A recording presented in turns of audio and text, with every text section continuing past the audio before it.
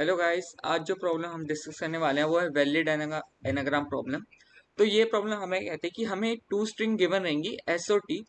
हमें बताना है कि वो वो दोनों की दोनों स्ट्रिंग आपस में एनाग्राम है कि नहीं है। दो स्ट्रिंग आपस में एनाग्राम तब होंगी जब एक पर्टिकुलर स्ट्रिंग की number of occurrences of character दूसरी वाली में भी सेम अमाउंट में प्रेजेंट होंगे। जैसे कि अगर मैं कह रहा हूँ, जैसे अगर आप इसमें एक ही अकुरेंस काउंट करोगे तो वो आएगी 3, और इसमें भी अगर आप एक ही अकुरेंस फाइंड करोगे तो उसमें भी 3 आएगी। ठीक है, इसमें अगर आप बाकी अकुरेंसेस बाकी नंबर ऑफ करेक्टर की अकुरेंसेस फाइंड करोगे तो वो 1 आएगी। और इसमें देखो कि जितने नंबर ऑफ करेक्टर्स पहली हमारी स्ट्रिंग में प्रेजेंट है उतने ही नंबर ऑफ करेक्टर्स जो हमारी स्ट्रिंग 2 में भी प्रेजेंट है। अगर कोई स्ट्रिंग किसी स्ट्रिंग डॉट लेंथ की दूसरी स्ट्रिंग डॉट लेंथ के इक्वल नहीं है तो वो कभी भी हमारी एनाग्राम नहीं हो सकती, क्योंकि दोनों में फिर डिफरेंट नंबर ऑफ करेक्टर्स होंगे। तो एक तो पहली अप्रोच इस क्वेश्चन को सॉल्व करने की ये है कि हम ना दोनों स्ट्रिंग को जो है वो सॉर्ट कर लेंगे।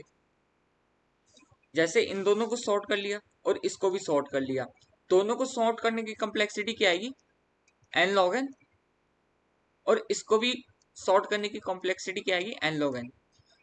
फिर दोनों को क्या करेंगे, अभी इन दोनों को सॉर्ट करने की कॉम्प्लेक्सिटी कितनी होगी, to two n log n. अब उसके बाद हमें दोनों को एक बार ट्रेवर्स करके कंपेयर भी करवाना पड़ेगा कि दोनों इक्वल है कि नहीं है। तो इक्वल बनाने के लिए ओ ऑफ एन आएगी। बट ये अप्रोच हमें जो है वो एरर देगी, टीएल ही दे देगी, बिकॉज देखो कॉम्प्लेक्सिटी काफी ज्यादा हो रही है इसमें। तो हम क्या करेंगे, इसमें एक फ्रीक्वेंसी एरे बना लेंगे जो इन कैरेक्टर्स की नंबर ऑफ फ्रीक्वेंसी जो है स्टोर करके देगी। जैसे कि अगर मैं इस पर्टिकुलर केस के लिए बात करूं, हम क्या करेंगे, हर एक स्ट्रिंग को ट्रेवर्स करेंगे और हर एक स्ट्रिंग में देखेंगे कि भाई उस पर्टिकुलर करेक्टर का काउंट कितना है। उसके लिए हम एक करेक्टर एरे, एक फ्रीक्वेंसी एरे बना लेंगे, फ्रीक्वेंसी एरे बनाएंगे। वो फ्रीक्वेंसी एरे पर्टिकुलर करेक्टर के इंडेक्स में जाके उस पर्टिकुलर करेक्टर की फ्रीक्वेंसी जो है वो अपने में स्टोर करेगी, ताकि हम बाद में उस फ्रीक्वेंसी के साथ दूसरी स्ट्रिंग की जो भी फ्रीक्वेंसी आएगी उस दोनों को कंपेयर करवा सकें। जैसे स्टार्टिंग में अगर मैं इस लूप पे इस स्ट्रिंग पे आइट्रेट करूंगा तो इनिशियली मेरा आई 0 पे रहेगा, और ए के लिए हमारी फ्रीक्वेंसी कितनी हो जाएगी, 1 हो जाएगी। 0 से इंक्रीमेंट हो गए 1 हो गई। अब सिंपली मैं आई को आगे इटरेट कर दूंगा। ऐसे ही एन के लिए पहले हमारे पास फ्रीक्वेंसी 0 थी, अब वो 1 हो जाएगी। फिर आई फिर आगे आइटरेट हो जाएगा। अब ए की फ्रीक्वेंसी अब 1 थी, पहले 1 थी, अब इंक्रीमेंट होके 2 हो जाएगी। अब ये जी पे आ जाएगा, इंडेक्स नंबर 3 पे आ जाएगा। इंडेक्स नंबर 3 पे देखेगा जी की फ्रीक्वेंसी कितनी थी, 0 थी, तो 0 का इंक्रीमेंट होके 1 हो गया। ठीक है, अब ये आई आइट्रेट होके आर पे आ जाएगा। अब आर पे आएगा तो फ्रीक्वेंसी इंक्रीमेंट होके कितनी हो जाएगी, 1 हो जाएगी। ऐसे ही जब आगे आई इंक्रीमेंट करेगा तो आई इंक्रीमेंट होके ए पे पहुंच जाएगा, तो ए पे इंक्रीमेंट होके कितनी फ्रीक्वेंसी हो जाएगी, 3 फ्रीक्वेंसी हो जाएगी।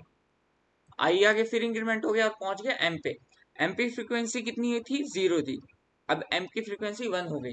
आप इसमें देखोगे तो ए की फ्रीक्वेंसी 3 है, और बाकी सारे जो करेक्टर्स हैं जैसे G M N N R, इनकी सबकी फ्रीक्वेंसी जो है वो 1 है। ठीक है, ऐसे अगर इस पर्टिकुलर केस की अगर हम बात करें, आई हमारा यहाँ था, एन की फ्रीक्वेंसी जो थी वो इनिशियली 0 थी, तो इंक्रीमेंट होके 1 हो गई। अब आई ए पे आ गया, फर्स्ट इंडेक्स पे आ गया, फर्स्ट इंडेक्स पे आ गया तो ए की फ्रीक्वेंसी उसने चेक करी, पहले 0 थी, अब इंक्रीमेंट होके 1 हो जाएगी। फिर जी पे आ जाएगा, जी की फ्रीक्वेंसी वो 1 कर देगा। फिर ए पे आ जाएगा, इंक्रीमेंट होकर के आगे वाले इंडेक्स पे चला गया, तो ए की पहले फ्रीक्वेंसी 1 थी, अब इंक्रीमेंट होके 2 हो जाएगी। फिर आर पे पहुंच जाएगा, आर की फ्रीक्वेंसी पहले 0 थी, इंक्रीमेंट होके 1 हो जाएगी। उसके बाद आई जो है ए पे आ जाएगा, ए की फ्रीक्वेंसी पहले 2 थी, 3 हो जाएगी। फिर आगे आई फिर इंक्रीमेंट हो गया, एम पे पहुंच गया, 6 इंडेक्स पे पहुंच गया और एम की फ्रीक्वेंसी 1 कर देगा। अब आप देखोगे कि मैंने हर एक कैरेक्टर के कोरस्पॉन्डिंग उनका इंडेक्स वैल्यू भी एड ऑन करके रखी है। तो वो हम कैसे करेंगे, जिस हम एक 26 साइज के एक एरे बनाएंगे। 0th इंडेक्स रेफर करेगा ए को, 1 रेफर करेगा बी को, 2 रेफर करेगा सी को, और ऐसे ही आगे आगे जो हमारा जेड होगा वो रेफर करेगा 25th इंडेक्स को। तो ये हम कैसे करेंगे, ये हम कैसे अचीव करने वाले हैं, कि हम किसी भी पर्टिकुलर करेक्टर में उसके इंडेक्स वैल्यू, जैसे अगर ए का अगर मैं स्काई वैल्यू अगर मैं आपके सामने मार्क तो वो होती है 97। उस 97 में से हम ए को माइनस कर देंगे, तो 97 माइनस ए की स्काई वैल्यू कितनी बताई थी मैंने आपको, 97 माइनस 97, तो स्काई इंडेक्स कितना आएगा, 0 आ जाएगा। ऐसे ही अगर आप बी के लिए देखो, बी की स्काई वैल्यू कितनी होती है, बी की होती है स्काई वैल्यू 98। 98 में हम ए माइनस करेंगे, यानी कि 98 माइनस ए की स्काई वैल्यू कितनी होती है, 97, तो ये फर्स्ट इंडेक्स आ जाएगा। ऐसे हम 26 करेक्टर 26 साइज की एक एरे बना के, फ्रीक्वेंसी एरे बना के, उसमें उस किसी पर्टिकुलर करेक्टर के कॉरस्पॉन्डिंग उनकी फ्रीक्वेंसी वैल्यू हम जो है वो स्टोर करने वाले हैं। ठीक है, चलिए गाइस कोड करते हैं इसका।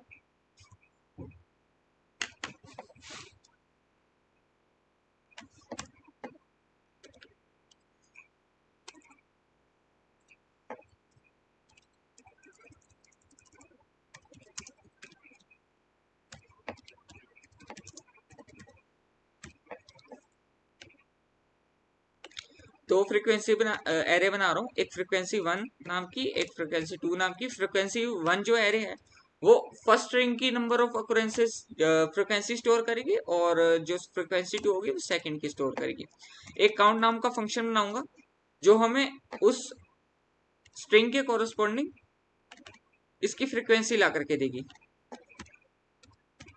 ये हो गया स्ट्रिंग एस के लिए, अब इससे सिमिलर होगा 2 के लिए।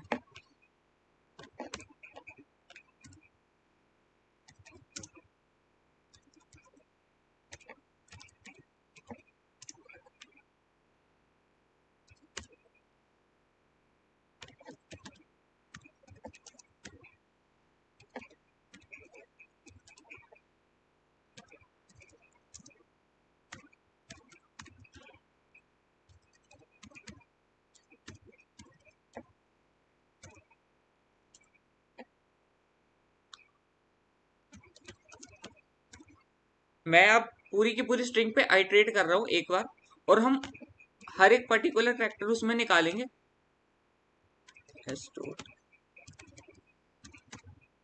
ठीक है, और उसकी फ्रीक्वेंसी जो है वो स्टोर कर देंगे।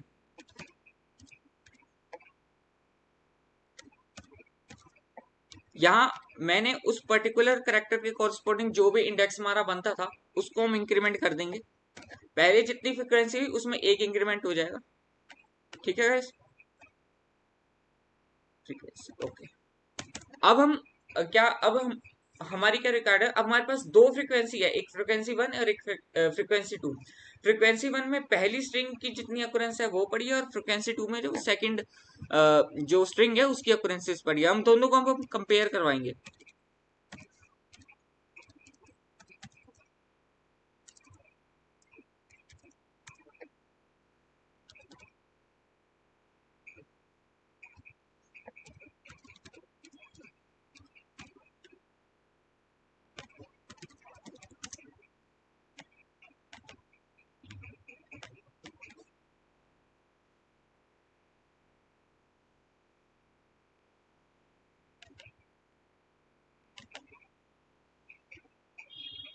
ओके ओके, 26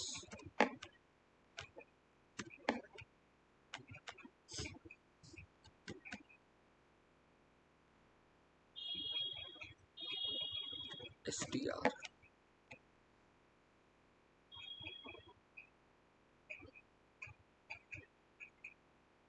ओके गाइस, अच्छा एक और केस है। अगर मान लो दोनों स्ट्रिंग की जो लेंथ है वो इक्वल नहीं है, तो वो कभी भी एनाग्राम नहीं हो सकती, क्योंकि पहली वाली स्ट्रिंग में डिफरेंट कैरेक्टर होंगे और दूसरी वाली में डिफरेंट कैरेक्टर होंगे।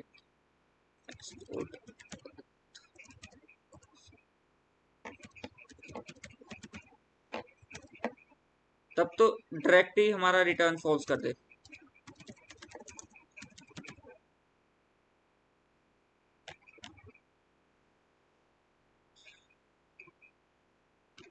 चलिए गाइस सबमिट करके देखते हैं।